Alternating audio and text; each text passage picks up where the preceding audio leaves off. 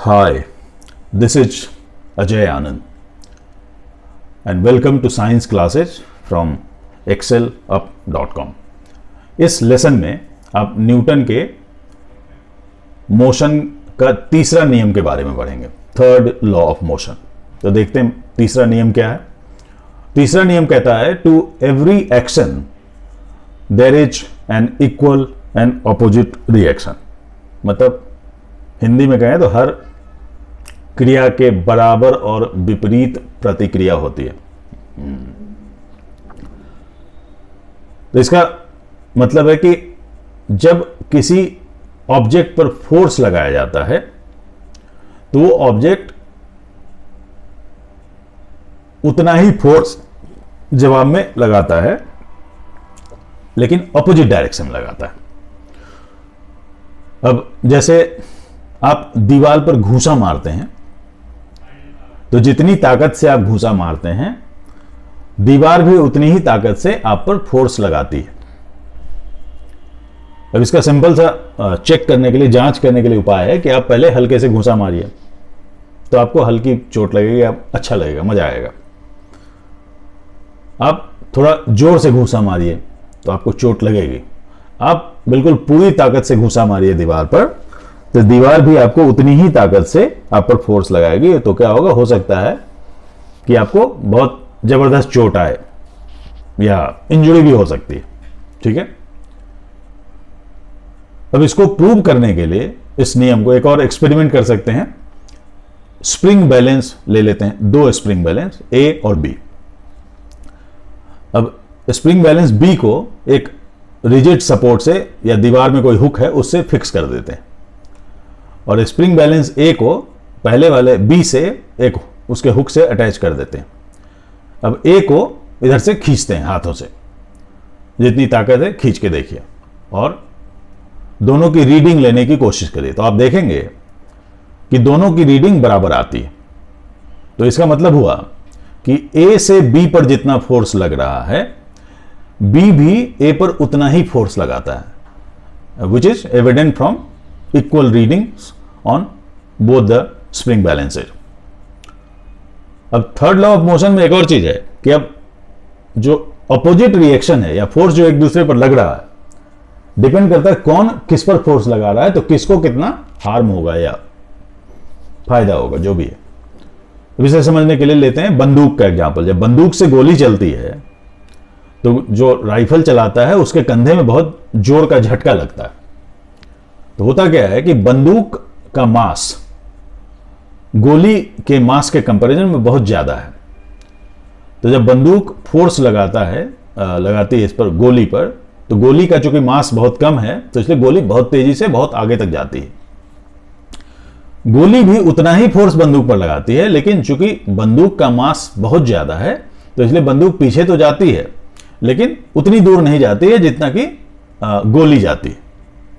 तो this happens because of the difference in their masses. बंदूक का मास बहुत ज्यादा है, गोली का मास कम है।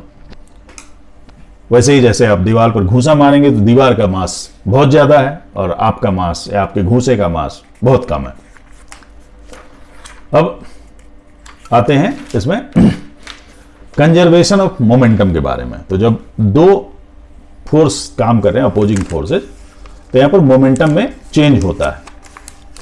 ठीक है, लेकिन यहां पर कंजर्वेशन ऑफ मोमेंटम का नियम या कॉन्सेप्ट काम करता है। तो let us see what it is. अब दो ऑब्जेक्ट लेते हैं ए और बी। ए का मास है एम ए और बी का मास है एम बी। अब एम ए चल रहा है, इनिशियल वेलोसिटी है इसकी यू ए और ऑब्जेक्ट बी की इनिशियल वेलोसिटी है यू बी। अब दोनों जा रहे हैं, मान लिया एक डायरेक्शन में, ऑपोजिट डायरेक्शन में, व्हाटएवर। कुछ दूर चलने के बाद दोनों में टक्कर होती है। अब टक्कर के बाद क्या होता है कि ए की वेलोसिटी हो जाती है वी ए फाइनल वेलोसिटी और बी की वेलोसिटी वी बी हो जाती है। ठीक है, तो जब टक्कर होती है तो ए जो है बी पर एक फोर्स लगाता है जिसको कहते हैं F A B. A B का मतलब हो गया ए ने बी पर फोर्स लगाया और उसी समय बी फोर्स लगाएगा ए पर, एफ बी ए, बी ने ए पर फोर्स लगाया।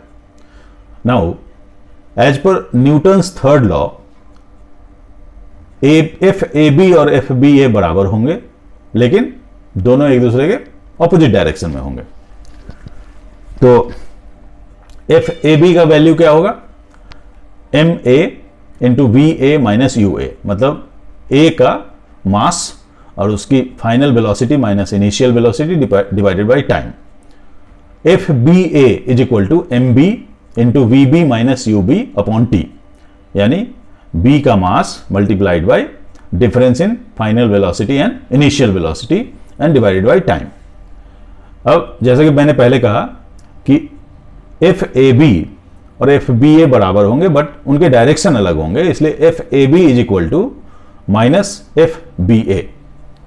ठीक है, अब यहां पर ये वैल्यू पुट कर देते हैं और यहां पर ये वाला वैल्यू पुट करते हैं, तो क्या होगा, M A into B A minus U A upon T is equal to minus M B into V B minus U B upon T.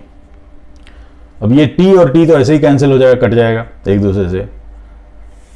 और इस इक्वेशन को अगर फर्दर हम सॉल्व करेंगे तो क्या होगा, टी हटा दिया तब हो जाएगा M A V A minus M A U A is equal to minus M B V B plus M B U B. ठीक है, अब ये M B V B U B को हम इधर ले आते हैं, तो क्या हो जाएगा हमारे पास, M A U A plus M B U B is equal to M A V A plus M B V B. ठीक है, तो एम ए वी ए ये वाला, एम बी यू बी, तो इसका मतलब ये हो गया कि यहां पर क्या हो गया कि इनिशियल वेलोसिटी है दोनों में एम ए यू ए, तो ये ए की का मोमेंटम है और ये बी का मोमेंटम बिफोर कोलिजन, और ये आफ्टर कोलिजन है ए का मोमेंटम और बी का मोमेंटम। तो मतलब the sum of momentum before collision is equal to sum of momentum after collision, यानी कि टक्कर से पहले जितना मोमेंटम था दोनों ऑब्जेक्ट के सिस्टम का, टक्कर के बाद ही भी मोमेंट सेम रहा। हो सकता है कि ए का मोमेंट घट गया हो, बढ़ गया हो, बी का घट गया हो, बढ़ गया हो, वो अलग बात है, लेकिन दोनों का जब टोटल लेते हैं तो it remains the same. And this tells that अगर कोई सिस्टम है इंडिपेंडेंट तो वहां पर हमेशा कोलिजन के बाद या पहले मतलब मोमेंटम का कंजर्वेशन होता है। मोमेंटम को हम एडअप नहीं कर सकते, मोमेंटम को डिस्ट्रॉय नहीं कर सकते। ठीक है, तो that's all for this lesson. Thank you.